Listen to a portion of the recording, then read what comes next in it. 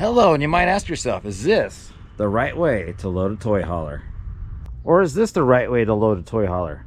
Let's find out by numbers. Hello, and welcome to the Bullet Outdoors YouTube channel. Today we're going to be at the Board of Knowledge, and we're going to talk about different ways that you load your side-by-side into your toy hauler, especially a bumper pull, and how that affects tongue weight. So let's go to the Board of Knowledge. So as you see, we have a 2020 Genesis Supreme 19SS. That's hitched to a 2019 Ford Super Duty F250. Now, the important things that we need to talk about here are the shipping weight. So the weight that it was shipped as. So from Genesis, they claim an empty weight of 5,220 pounds. They claim a hitch weight of 620 pounds.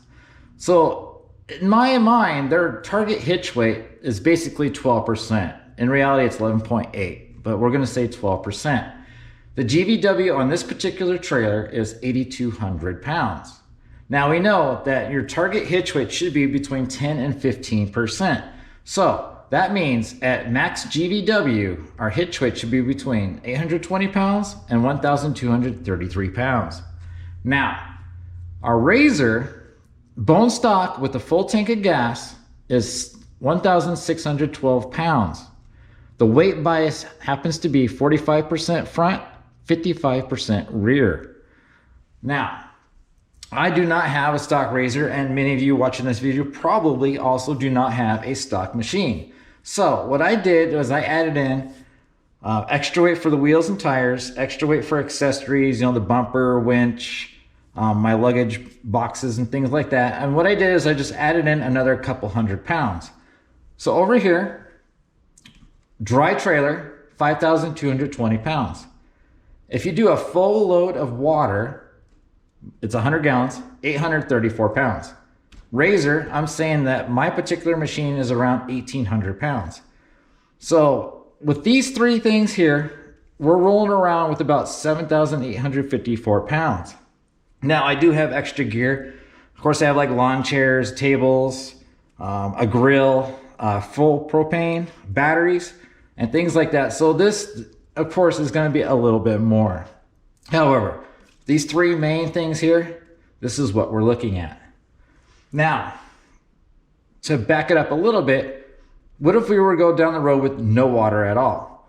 Now, trailer, 5,220 pounds, Razor, 1,800 pounds. We're looking at about 7,020 pounds.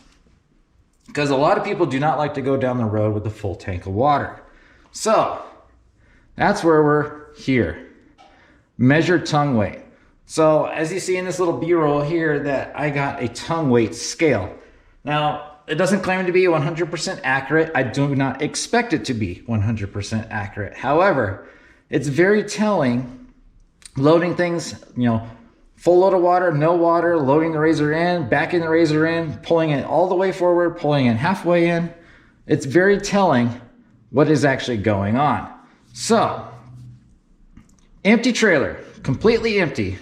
Of course, as I said, with the propane batteries, things like that. We have a tongue weight of 700 pounds. So our tongue weight there is 13.4%. Perfect. Now, empty trailer, which basically means no Razor. Empty trailer plus a full load, 100 gallons of water. We have a tongue weight of 950 pounds. Our tongue weight is then 15.7%. A little bit over, but that's just fine. Perfectly fine. Now we get into the kind of nitty gritty here. Loading your Razor in. So, no water, absolutely no water in the trailer, plus the Razor, plus I say usual. Now, notice on this footage here that the tie downs end basically at the wheel wells. So logically you would think, okay, you pull into that point and tie down. That isn't really the case. So no water, plus Razor, plus pulled into the tie downs, your hitch weight is 450 pounds. You're losing a ton of tongue weight by doing that. And so rolling down the road, you're at 6.4% tongue weight, and that's where you get dangerous trailer sway. This category here, again, no water, Razor, now that we're backed in. So we're backing it in, and when you're backing it in, you can't get quite to the bed and the bathroom. And so at that point, you're at 850 pound tongue weight. which is great, 12.1%. So we're back to kind of the company target here. This one I thought was very, very interesting. So backed in, you can't go all the way, as I said. So no water plus razor plus drone, basically forward all the way in. So you're driving all the way to the bathroom door and the bed, 850 pounds. You're again at that 12.1%. So that's pretty cool. Between these two, this is way easier to accomplish than this one.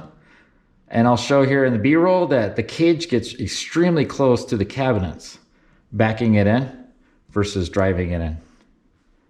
Now if you're boondocking and stuff like that, you're on national forest land and things that you don't have water hookups. You need to bring your water with you. So full load of water, razor, usual, that's where I'm talking about going to the tie downs. You're at 700 pounds. So you're at 8.9% tongue weight. That's where the dangerous sway comes in. Full load of water, backed in, 950 pounds, 12.1%. So that's 12.1% of the 7854. Whereas these figures here are off the 70-20.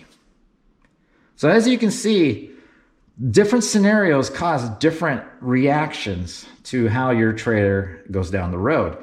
And this is what you want to avoid, these well under your 10% trailer weight scenarios.